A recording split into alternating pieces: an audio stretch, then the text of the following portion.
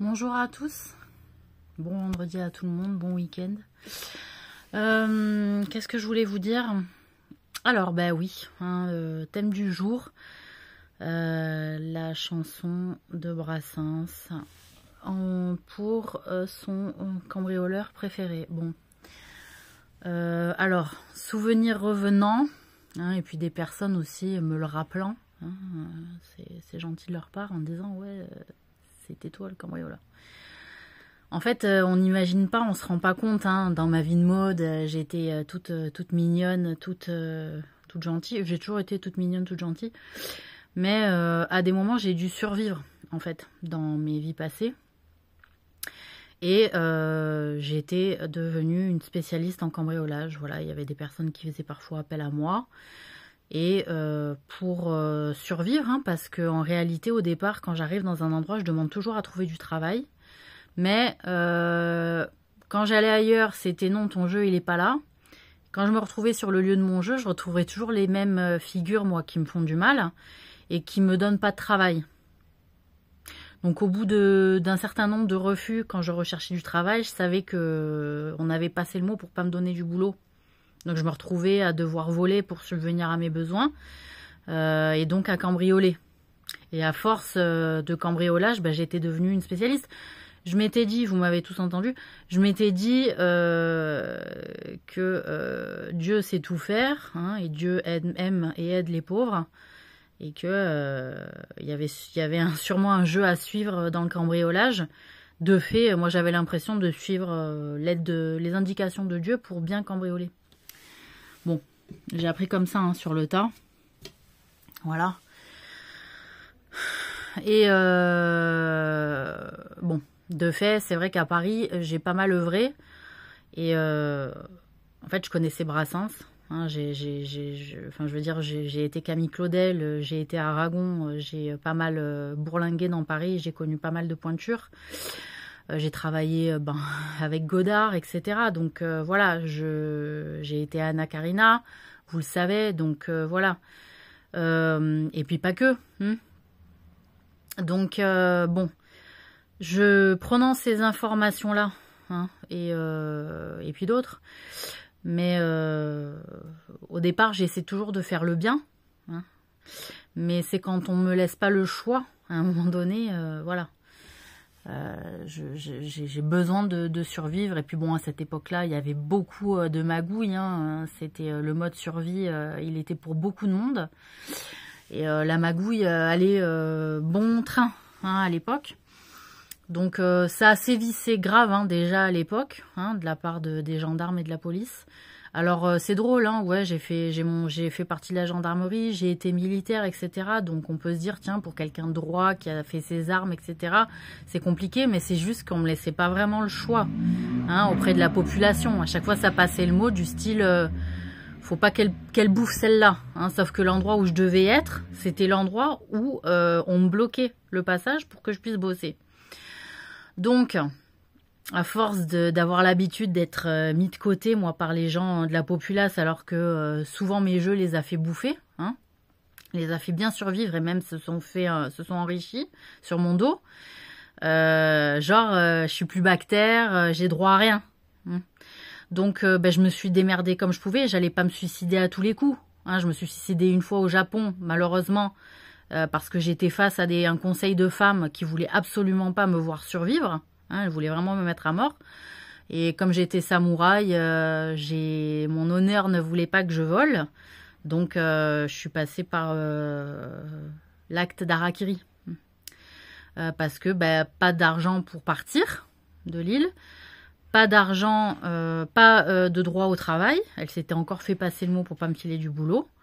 Donc, à un moment donné, qu'est-ce que j'ai pas de moyens de survivre. Donc, j'ai accéléré le processus. D'ailleurs, j'ai dû me justifier devant Dieu pour cet acte-là. C'est pour ça que je l'ai plus jamais refait. Parce que ça avait été une galère quand même. Bon, je sais plus si j'en avais déjà parlé. C'est pas grave, j'en ai déjà parlé. Ça fait un rappel pour tout le monde. Que quand on n'a pas envie que la personne travaille, les gens se passent le mot et font en sorte que où on se casse, mais sauf qu'ailleurs ils disent non mais c'est pas chez nous. Bon, jamais compris pourquoi on m'a vraiment empêché de bosser dans certains endroits et à certains moments. Voilà. Donc bref, donc la chanson de Brassens. Alors oui, j'ai eu une petite histoire avec Brassens, effectivement, à l'époque. Hein, maintenant, je m'en souviens. Je sais même pas si la chanson L'Orage nous concerne pas. Je sais plus, pour tout vous dire. Mais la chanson, de son cambrioleur, en fait, c'est moi. Et donc, j'avais cambriolé Brassens. Voilà, on y vient. J'avais cambriolé Brassens et je lui avais laissé la guitare et je lui avais laissé le portrait et j'avais refermé la porte derrière pour éviter que d'autres rôdeurs n'entrent. Donc il explique très bien dans cette chanson. En fait, c'était, on s'entendait bien avec Brassens, hein, mais c'est juste, j'étais invitée régulièrement chez lui et je le trouvais, c'était un petit acte de cambriolage thérapeutique. En réalité, ma volonté était de lui faire percevoir, parce que je crois que Brassens, à l'époque, il était un peu légèrement, une petite parano comme ça, et il avait toujours peur d'appartenir à quelqu'un, du style je ne t'appartiens pas. Mais de ce que je me rappelle là, accru, hein, vraiment premier jet comme ça de souvenirs. Et donc j'étais invitée quand même souvent chez lui. Et je crois que sentimentalement parlant, il m'avait mis un pied de nez, en fait, un peu que j'avais mal pris. Je crois que je m'étais un peu vexée. Et mais j'avais toujours l'impression que bon, lui, il fallait pas qu'il appartienne aux gens. Et puis les autres, voilà, il y avait un côté où il y avait des choses qui lui étaient dues. Bon, une petite histoire où j'avais voulu lui donner une leçon, en fait, hein, et bon, je l'avais volé, donc c'est décrit. Hein. Voilà, c'est vrai que le portrait avait été laissé à son anniversaire. Il avait été offert à son anniversaire, il n'était pas très beau. Et je crois qu'au moment où j'ai cambriolé, j'ai regardé le portrait, puis j'ai hésité à lui prendre ou pas, parce que je me suis dit peut-être ça va valoir quelque chose. Souvent, comme on disait, les vieilles croûtes, ça peut valoir de l'or. Mais il y a un petit côté où potentiellement j'avais, je m'en souviens plus. Je sais plus si j'avais voulu le punir en disant voilà ton. Bon, après voler un cadeau d'anniversaire, je trouvais ça un peu bizarre, mais j'étais là quand ça lui avait été offert ce cadeau et je crois que je lui avais fait un sale coup en lui prenant pas. Bon, voilà. Mais bref. Donc, qu'est-ce qu'il y a? Ben voilà, donc après, il m'avait chopé, il avait su que c'était moi par quelques signes. Hein, je pense qu'il avait repéré la mentalité du cambrioleur quand il a pas retrouvé certaines choses et puis d'autres, oui. Et il me connaissait, il savait que j'avais œuvré dans les souterrains de Paris, hein, pas mal de fois. Et bon, je sais plus si je connaissais Paris comme ma poche à l'époque, peut-être que oui. Mais j'ai tellement, vous savez, hein, dans la vie de Maud, on m'a tellement mis d'amnésie au fil du temps. Hein, ça a beaucoup joué avec l'hypnose hein, depuis que je suis petite, que malheureusement, il y a des choses qui me reviennent de coup à coup.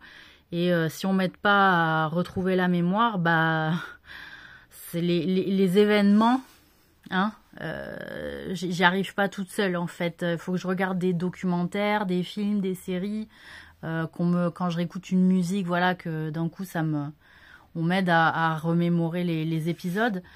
Donc voilà, c'est pas beau ce qui m'a été fait, franchement. Je suis pas du tout contente.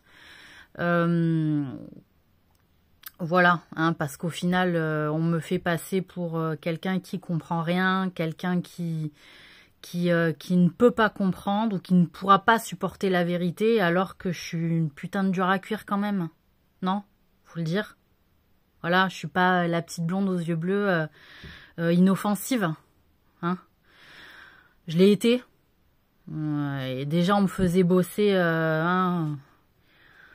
en background. Enfin bon, bref. Donc voilà. Hein, j'ai envie de dire, c'est pas beau. Voilà, il y a des gens qui étaient proches de moi qui voulaient pas que je sache la vérité parce que parce que la vérité, elle était peut-être trop belle et qu'il voulait pas que je prête, que je goûte à ça. Hein. Mais c'est dommage parce que tout le monde s'en est privé du coup. Et donc voilà, donc j'en ai un petit peu marre des villages où ça se passe le mot pour pas me faire travailler. Hein, j'en ai bavé, c'est ce qui m'a fait devenir ce que je suis devenue. Hein, avec le temps, à force de brasser les injustices humaines. Et enfin bon bref, et donc Brassens, il était venu me voir, on avait une discussion, il m'avait dit bon écoute, je sais que c'est toi. Il me dit je comprends pas, tu viens chez moi, tu me cambrioles. Sur le principe, il était très en colère. Et moi je lui avais dit que c'était pas pour revendre, il avait rien voulu savoir. J'ai dit écoute, c'est pas pour revendre, c'est pour avoir quelque chose qui t'appartient. J'étais fixée sur le truc qui ressassait toujours la même litanie de j'appartiens à personne, j'appartiens à personne. Et j'étais là, j'ai dit bon bah tu m'appartiens pas, mais il y a tes petits trucs là, moi ils m'appartiennent maintenant. C'était un petit délire comme ça, un peu con, hein. Mais voilà, donc il m'avait brassé, hein, il m'avait vraiment reprise et il m'avait dit non garde-les, il me dit ils sont à toi. Il m'avait dit il m'a dit écoute j'ai pas mis, il me dit j'ai écrit une chanson sur toi du fait que tu m'as cambriolé. Et il m'a dit, j'ai dit ah bon, il m'a dit oui. Il m'a dit mais tu l'écouteras plus tard. Il me dit t'as jamais fait aucun passage. Il me dit je sais pas ce que tu vaux, qui tu es vraiment. Donc tu en auras la vérité plus tard et tu auras la chanson plus tard. Mais moi je l'ai écoutée des tas de fois cette chanson, jamais je me suis douté que c'était moi. J'ai toujours trouvé belle hein, d'ailleurs.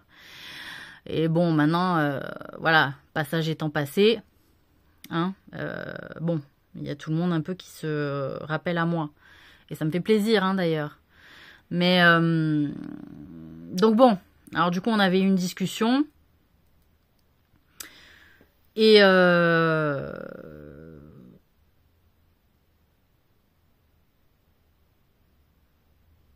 crois que j'avais demandé pardon au nom de l'amitié, hein, au nom du rapport, quand même, d'amicalité qu'il y avait entre nous et de respect. Hein. J'avais dit que j'avais voulu donner une petite leçon. Il me dit, je sais ce que tu as voulu me faire comprendre.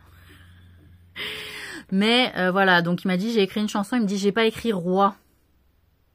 Il me dit parce que le roi du cambriolage, il me dit c'est quand même pas toi. Il me dit mais j'ai écrit prince. Il me dit j'ai pas mis princesse parce que j'ai pas voulu dire que c'était une femme et puis on t'aurait vite reconnu. Mais il me dit j'ai écrit prince parce que t'es quand même prince de la cambriole et du montant en l'air. Bon. Voilà, donc, bon, ça me... Bref, dans tous les cas,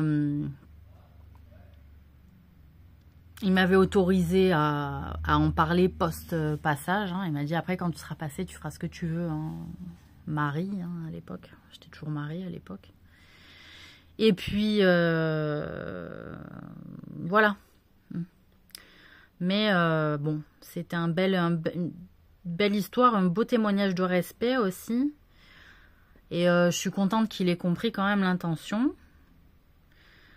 Mais c'est vrai qu'il m'a dit ne le refais plus. Mais je pense qu'il m'avait reconnu parce que j'avais laissé la guitare. Et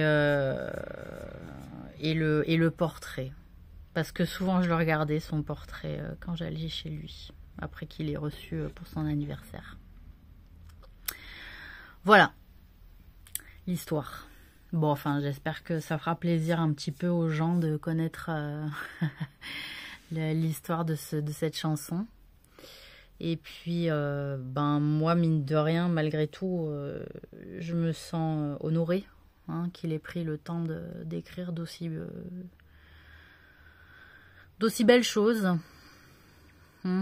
Et puis, ça fait toujours plaisir de voir qu'on marque hein, les esprits. Et que même un acte vil hein, en soi, le vol, hein, et ben, on lui rend hommage. Voilà, c'était une manière aussi, je pense, pour lui de parler de ce sujet d'une manière plus délectable hein, que de la manière, enfin, que seulement de la manière dont on le vit quand on se fait cambrioler, en fait. Hein. C'était entre guillemets, un cambriolage intelligent. Hein, parce que souvent, les gens, quand ils sortent quand ils se sont fait cambrioler, ils disent putain, j'ai pas compris, ils m'ont volé ci, ils m'ont volé ça. Ils me disent, toi, t'es cambrioleur, tu voles pas ça. Il y a plein de gens qui cambriolent pas, mais ils commandent, vous savez, les cambriolages. Ils me disent, pourquoi tu voles ça? Pourquoi t'as cassé alors que tu pouvais vendre et acheter? Il y a des gens, ils rentrent dans les maisons, ils fracassent, ou ils volent des trucs hors sujet. Et voilà. Donc là, il m'a dit en plus, c'est-à-dire c'est en plus d'être un cambriolage intelligent, j'ai respecté l'artiste qui avait besoin de sa guitare pour pouvoir jouer. Donc voilà.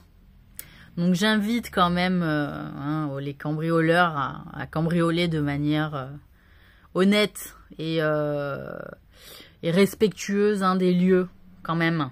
Hein. Parce que moi, quand je cambriolais, je cassais que ce qui était nécessaire et je cassais le moins possible en réalité. Hein, parce que il n'est pas forcément utile de casser, ça fait un tapage pas possible, j'ai jamais compris ce principe, ça réveille tout le monde. Donc non, il suffit d'être organisé, de connaître les bons filons d'ouverture. Qu'est-ce que vous voulez que je vous dise? Je vais pas vous donner des conseils de cambriolage, mais voilà, hein, l'idée c'est que ça existe, voilà. Donc si vous pouvez épargner les gens déjà dans le fait qu'ils se font cambrioler et que vous les visez de cambriolage, parce qu'il y a des personnes en plus qui se font cambrioler plusieurs fois, et alors là, c'est vraiment la loose. Enfin, je veux dire, il y a des gens, ils se font cambrioler 2, 3, 4 fois. C'est pas normal non plus. Donc j'interpelle un peu la conscience des cambrioleurs à pas abuser de la fatigue psychologique, parce que le cambriolage, c'est quand même un traumatisme. Moi, j'ai déjà été dans une maison cambriolée 2 fois, et je peux vous dire, ça donne envie de partir, on n'a plus envie d'y rester, et ça fait chier. Donc une fois, point barre. Hein. Voilà, c'est tout. Faites, je sais pas moi, s'il y en a qui sont dans le métier et qui veulent pas en sortir, bah je sais pas, c'est pas correct. Et de casser des trucs hors sujet sans les récupérer pour les vendre, c'est pas correct. Hein, prendre des papiers, des bijoux de famille, selon le prix, je peux l'entendre, mais enfin, il y a des bijoux, voilà, une alliance non, quoi. Vous voyez, voilà, c'est un peu la bague historique, machin. Bon ben, voilà, faut la porter en vrai, parce que les cambrioleurs, ils vont pas se gêner à dire non, c'est la bague de la grand-mère, on va pas y toucher, faut pas compter là-dessus, mesdames non plus. Donc voilà. Bon, c'était un petit laïus, voilà, mais je pousse pas aux gens à cambrioler, je sais juste qu'ils existent et que je sais qu'ils font parfois n'importe quoi, en plus que être hors la loi, hein, voilà, bon. Donc, n'abusez pas de votre pouvoir à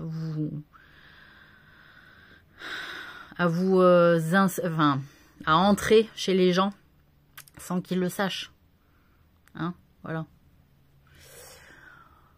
Voilà, parce que c'est pas un truc qu'on peut toujours éviter, malheureusement. Mais si on peut éviter des trucs idiots, hein, l'un comme pour l'autre, des parties, hein, voilà. Bon, et puis ça sert à rien de se dire ouais, cette maison c'est easy, voilà, et que du coup t'as je sais pas combien d'équipes qui passent. Oh, respectez le repos des gens, hein, le stress aussi. Voilà. C'est un métier. En tout cas, c'en était un. Hein, donc, voilà. Alors, je ne vais pas pousser au cambriolage, mais je dis juste ceux qui sont déjà dans le métier et qui sont prêts à faire un peu n'importe quoi, ben réfléchissez avant de faire n'importe quoi. Voilà. Hein, donc, c'est un respect d'être humain à être humain, en fait. Hein. Ceci dit, je sais pas où il est Brassens. Je sais pas s'il est vraiment enterré à 7 finalement. Mais bon, en tout cas, voilà. Ça marque le souvenir. Et finalement, je pense qu'on en rigole. Voilà.